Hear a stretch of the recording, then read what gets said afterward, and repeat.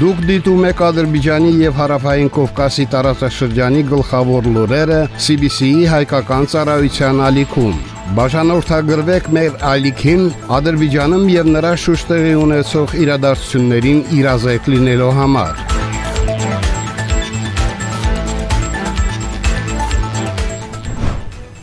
Այսօր փետրվարի 12-ն օրվա գլխավոր լուրերը CBC հայկական ծառայության եթերում։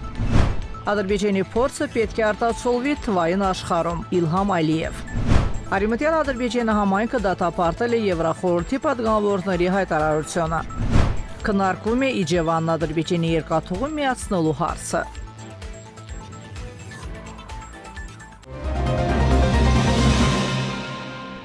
Վերջին 20 տարիների ընթացքում Ադրբեջանի տնտեսությունում ներդրվել է ավելի քան 350 միլիարդ դոլար։ Մեր փորձը խոշոր միջազգային ընկերությունների հետ աշխատելու հարցում նույնպես մեծ առավելություն է։ Տեղական եւ արտասահմանյան ներդրումների պաշտպանությունը որոշում է ցանկացած երկրի, այդ թվում Ադրբեջանի զարգացումը։ Մեր նավթագազային նախագծերը, որոնք շարունակվում են ավելի քան 30 տարի, այժմ իրականացվում են նույն պայմաններով, որոնցով դրանք ստորագրվել են։ Այս փորձը անշուշտ պետք է արտացոլվի թվային աշխարհում առաջատար դեր խաղացող ընկերությունների հետ մեր հարաբերություններում։ Կանաչ էներգիայի մալոխների տեղադրման վերաբերյալ արտասահմանյան գործընկերների հետ ստորագրվել են համապատասխան փաստաթղթեր, եւ Ադրբեջանը կարտահանի իր էլեկտրաէներգիայի մի մասը։ Ինչպես արդեն նշեցի, օպտիկամանրաթելային կապի մալոխները տեղադրված են էներգետիկ ենթակառուցվածքների մոտ։ Ներկայումս ընթացքի մեջ է օպտիկամանրաթելային մալոխի նախագիծ, որը մեզ կկապի Կասպից ծովի արևելյան ափին, եւ ես հույս ունեմ, որ այն կավարտվի այս տարի։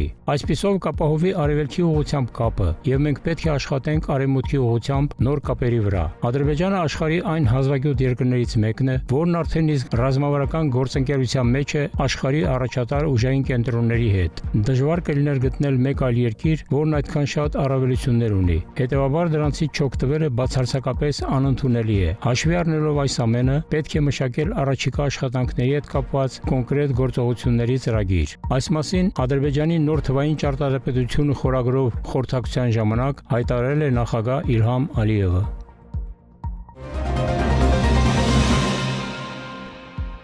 Ուզբեկիստանի նախագահ Շավկաթ Միրզոևը շնորհավորական նամակ է հղել Ադրբեջանի նախագահ Իլհամ Ալիևին։ Նամակում ասվում է. Անկեղծորեն շնորհավորում եմ ձեզ Աբու Դաբիում մարդկային եղբայրության միջազգային Զայեդ մրցանակին արժանանալու կապակցությամբ։ Ուրախ եմ ձեզ հայտնել իմ լավագույն մաղթանքները։ Այս բարձր եւ հեղինակավոր մրցանակի ձեր շնորհումը մենք համարում ենք նախ եւ առաջ որպես Հարավային Կովկասի տարածաշրջանում կայուն խաղաղություն եւ կայունություն ապահովելու ձեր ամբողջ ջանքերի եւ ձեր հերատես եւ իմաստուն արտաքին քաղաքականության նկատմամբ խորը հարգանքի հաստատում։ Իրոք, ձեր եւ Հայաստանի վարչապետ Նիկոլ Փաշինյանի կողմից 2025 թվականի օգոստոսի 8-ին Վաշինգտոնում համատեղ հռչակագրի ստորագրումը պատմական նշանակության խոշոր իրադարձություն էր խաղաղության հասնելու ճանապարհին։ Ձեր վճռականությունը լուծելու երկարատև հակամարտությունը քաղաքական եւ դիվանագիտական միջոցներով, ինչպես նաեւ ձեր գործնական ջանքերը վերականգնելու Ադրբեջանի եւ Հայաստանի միջև հավասար հարաբերությունները եւ ձևավորելու տարածաշրջանային անվտանգության ուժեղ մեխանիզմների, տնտեսական եւ տրանսպորտային կապերի զարգացումը արժանի են ամենաբարձր գովասանքի։ Դուք աշխարհին հստակորեն ցույց տվեցիք, թե ինչպես պետք է խաղաղությանն ուղղված երկխոսությունը վարվի ժողովրդի եւ պետության շահերից ելնելով, եւ ինչպես նույնիսկ ամենաբարդ խնդիրները կարող են արդյունավետորեն լուծվել մտածված եւ համարձակ որոշումների միջոցով։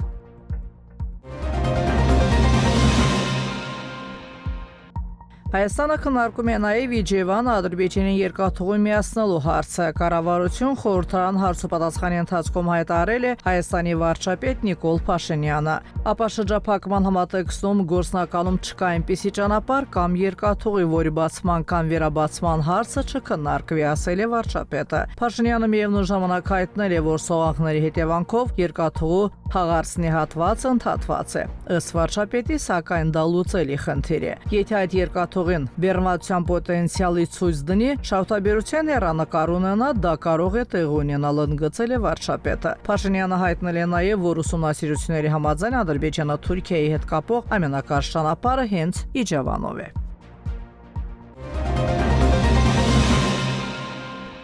Արևմտյան Ադրբեջանի համայնքը խստորեն քննադատել է Եվրոպական խորհրդարանի մի խումբ պատգամավորների հայտարարությունը, որով նրանք կոչ են անում Ադրբեջանին ազատ արձակել բոլոր այսպես կոչված հայ բանտարկյալներին։ Համայնքի կողմից հրապարակված հայտարարության մեջ ընդգծվում է, որ նման կոչը Հայաստանի կողմից ադրբեջանական տարածքների օկուպացիայի, էթնիկ զտումների եւ պատերազմական հանցագործությունների արդարացում եւ խրախուսում է։ Փաստաթղթում հատուկ ընդգծվում է, որ խաղաղության հասնել հնարավոր չէ առանց արդարադատության ապահովման։ Այսօր բանտարկության դատապարտված հայ ազգի անձինք միացուն գաղափարախոսության կրողներն ու կատարողներն են, որը անցյալ դարի վերջից ի վեր դատապարտել է ամբողջ տարածաշրջանը անվերջ ողբերգությունների, այդ թվում մեզ արևմտյան ադրբեջանցիներից, մեր նախնիների հողերից տեղահանության։ Ինքնիշխան պետության ներքին գործերին միջամտելու եւ այն զրպարտելու փոխարեն Եվրոպական խորհրդարանի անդամները պետք է հրապարակային աջակցություն ցուցաբերեն վերոնշյալ անձանց ձեռքով տարապած արևմտյան ադրբեջանցիների վերադարձին իրենց հայրենի հողեր, նշվում է հայտարարության մեջ։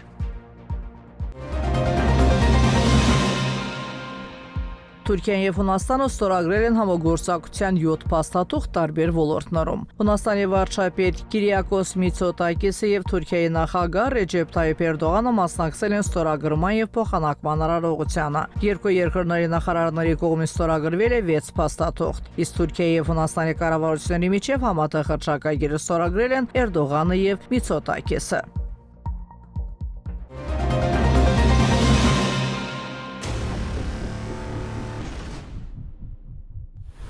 Մեր ալիքի տեղեկատվական գործընկերն է Երևան տեղեկատվական վերլուծական կենտրոնը։ Ադրբեջանցի եւ արտասահմանյան հեղինակների արդի վերլուծական նյութեր, հարցազրույցներ եւ հրապարակումներ, տարածաշրջանի պատմության, այսօրվա իրողությունների, ինչպես նաեւ ազգամիջյան ակամարտությունների պատճառների եւ հետևանքների վերաբերյալ։ Բոլոր այս նյութերին դուք կարող եք ծանոթանալ այցելելով կենտրոնի Երևան.com կայքի Facebook-յան էջը։